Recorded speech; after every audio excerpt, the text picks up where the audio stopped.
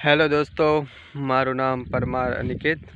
હું તમને દેખાડી રહ્યો છું તુવેરનું ખેતર। તુવેર કઈ રીતના ઉગે અને એની માવજાત અને પાણી કઈ રીતના પીવડાવવાનું, તો તુવેર આપણે આવે ક્યાંથી એ બધું તમને દેખાડી રહ્યો છું। તુવેરની દાળ ને બધું કઈ રીતના થાય, તો હાલો હું તમને લીલી તુવેરનો છોડ દેખાડી રહ્યો છું અત્યારે। તો આ એ તુવેર આ તમે જોઈ રહ્યા છો મારી સાથે, આ તુવેર છે।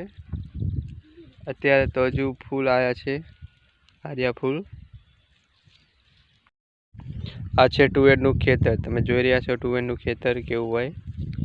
અત્યારે ફૂલ આવે છે લાલ લાલ, તેમાંથી બને છે તુવેર। અત્યારે તો હજુ ફૂલ જ આવ્યા છે। જોતા જોતા તમે જોઈ રહ્યા છો આ રીતના લાગે તુવેરનું ખેતર। આ તમે જોઈ રહ્યા છો, આ આવી ગઈ છે તુવેર। તુવેર આવી હોય બરોબર, આને તુવેર કહેવાય। આમાંથી બને તુવેરની દાળ। આ રીતના જુઓ તુવેર આવી હોય છે। આ રહ્યું તુવેરનું ખેતર। અત્યારે હાલમાં તો પાણી પીવડાવી રહ્યા છીએ અમે। પછી આ રે મારી પાસે ખેતરમાંથી ઉતારેલી તુવેર આ રહી। તો આને ફોલવી તો આવો દાણો આવે, ધારો કે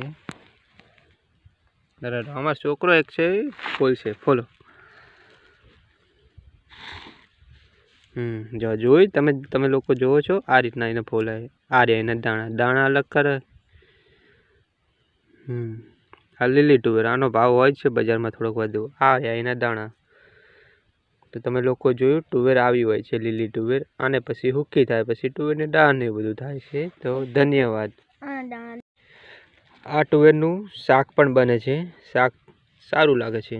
શાક આને બનાવી શકાય, તેલમાં વઘારી શકાય, બધું બને છે આ તુવેર। તો દોસ્તો તમે લોકો જોઈ તુવેર।